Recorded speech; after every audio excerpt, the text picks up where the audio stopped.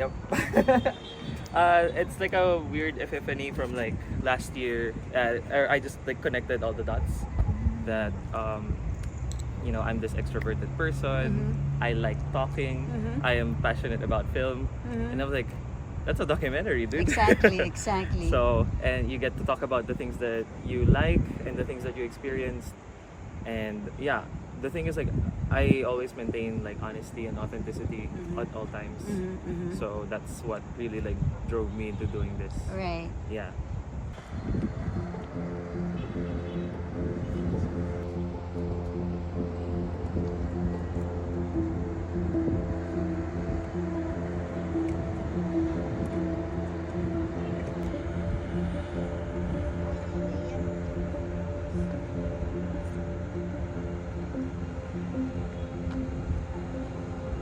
So yeah, I don't know. I went to Davao with no plans at all. I did not even book any hotel or anything because my quest was to sort of like figure out in Manila kasi they have opinions, of course, of like Davao. Like they tell me not to take care, alam mo yun, and stuff like that because of what we hear on the news. But that's, I know, like on our end. So what I do is I'd like to see it for myself. So that's why I went here, so that I can experience it for myself. Because some friends of mine have told me that it's the safest city, that you can bring your camera anywhere, and so far it's been true. I've only been here 2 days. I arrived last night. Yeah. Oh. So that's okay. And then now we're like documenting it like each other. Yeah. I just met you here. I was just know. like walking around. Look at this. I like, mean, oh, was this just on a whim that you came here? This particular place? Yeah. No. I mean Davao. Davao in general, So, yes. No way. Like you just thought about it and then here you are. Yes. So Wow. I'm probably that kind of person where if it's like I don't subscribe to like fate telling me, I know, but in a way it kind of does. So I don't know if I'm like, I don't know if that's a lie anymore. Envy. But I just really thought like, envy. yeah, I just thought like, hey, Davao, and then for some reason there's already a ticket, and then that's it.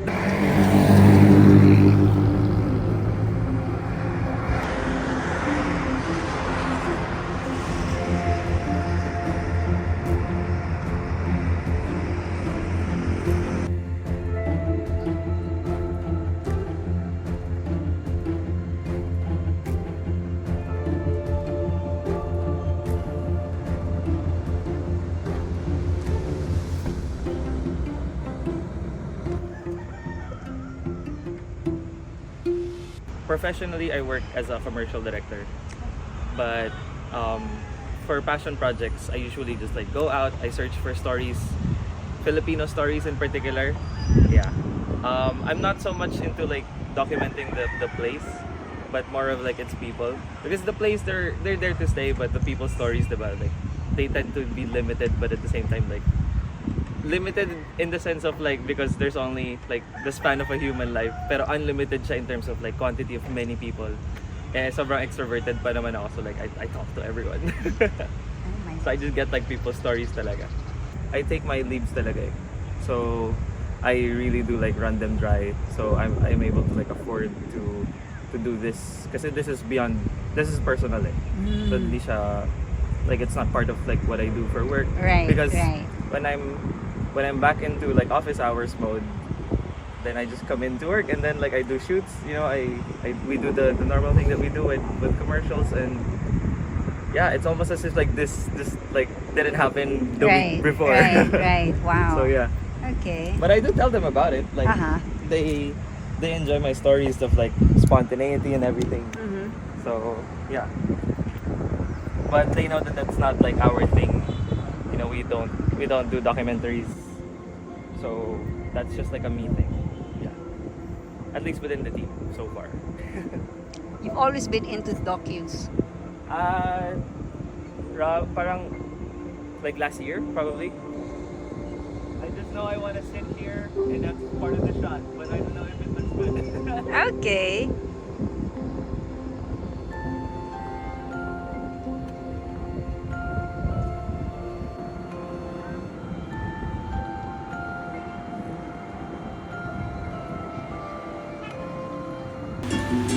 Something I haven't had in a long time. Really? Yeah.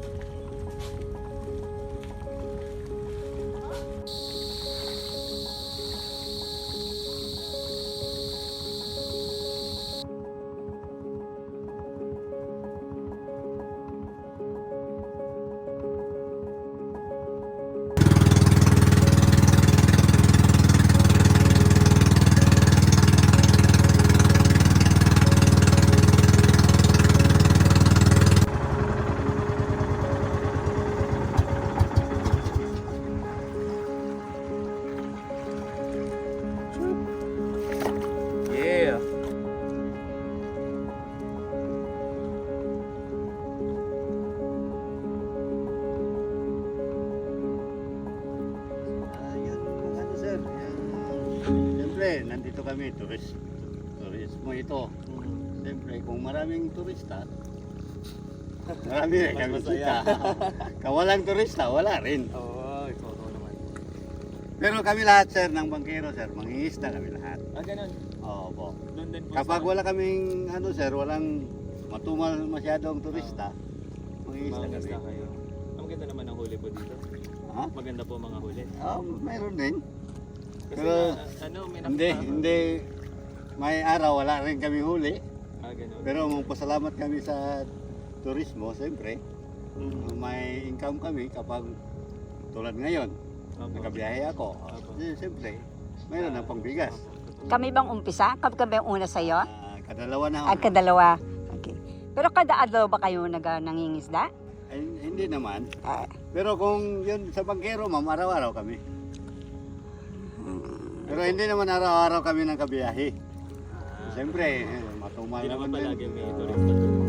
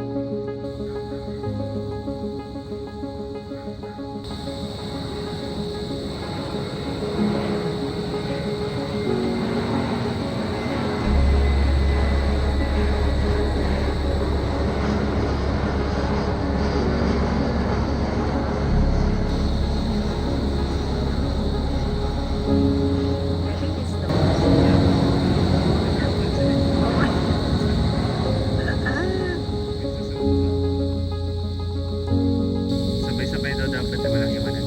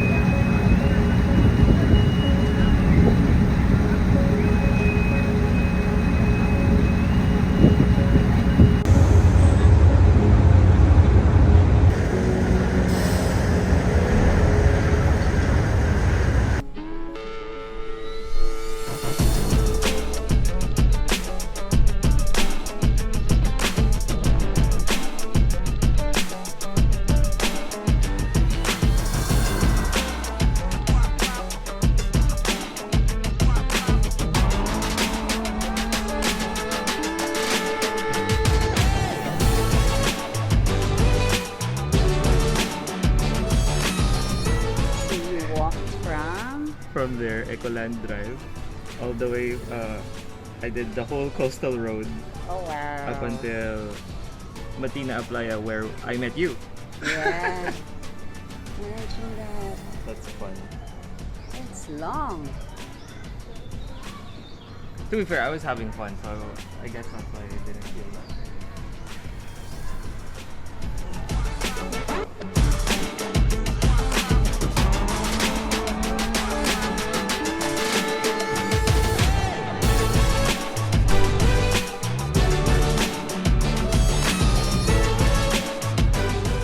I have to tell my editor self to cut.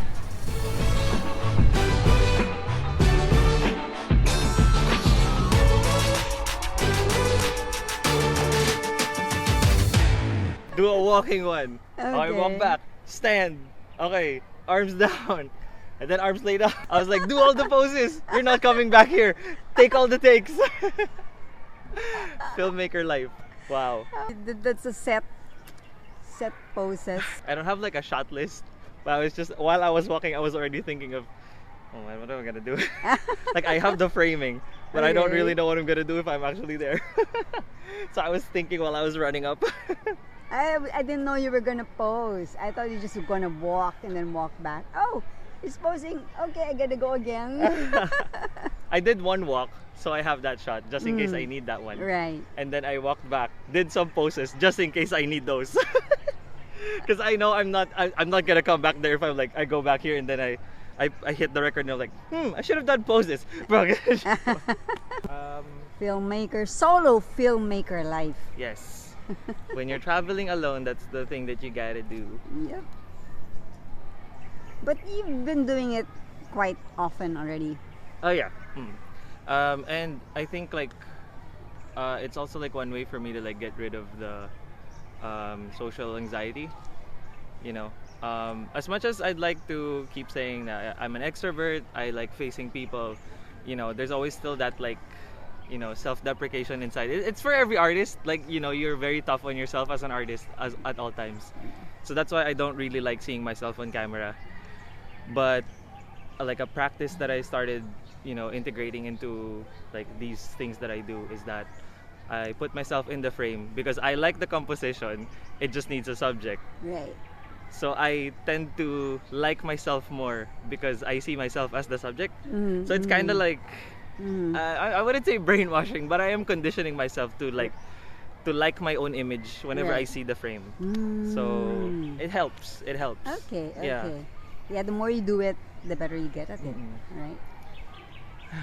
And The more you get used to it. Yeah, I don't normally like compose frames like that, but since I'm really now more attuned to like, oh, I'd like to see myself there, you know, it helps that that's the practice now, or at least that's the discipline. And then you're composing on the fly, right? Because Oh yeah, because I don't know what it looks Right, like, right, and I don't exactly. know, I haven't been here, especially like so that's why I'm really like nervous whenever I do projects like these where it's about like exploring a place instead of Right. like because I do like a bit of research. I have to admit I do a bit of research, but course. I don't tend to do like the detailed kind because I know I want to learn it on the place itself. Sometimes there's merit to that. Right. Yeah. Right.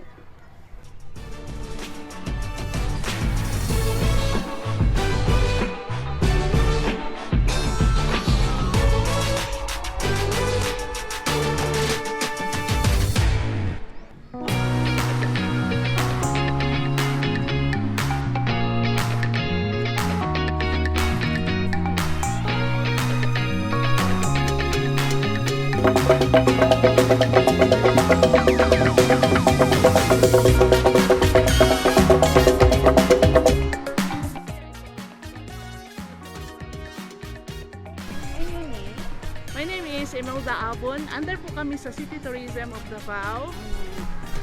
Ito po ang bahay namin. So, ako po yung in charge dito sa Obo Manubo. Pwede kayong mag-akyat? You are welcome. Piano, pod, and guma. So, you are welcome. Maayo ang pag-abot. Dito kami nagaluto. While nagaluto kami, yung mga matatanda namin, mga lulo namin, yun nasa kitchen sila nag-aupo yun sila kasi malamig doon sa amin. So, while waiting nagaluto, sila po ay nakaupo, parang heater pa. Kasi malamig kasi doon sa aming lugar.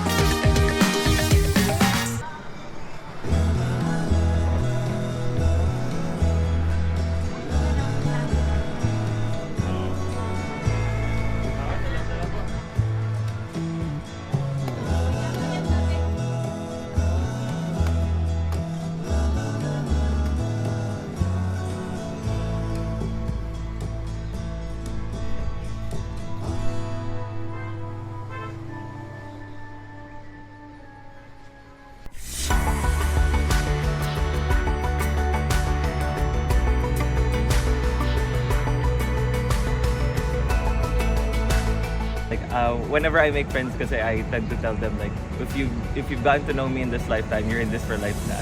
So like, Oh, that's yeah. so sweet. Oh, nice.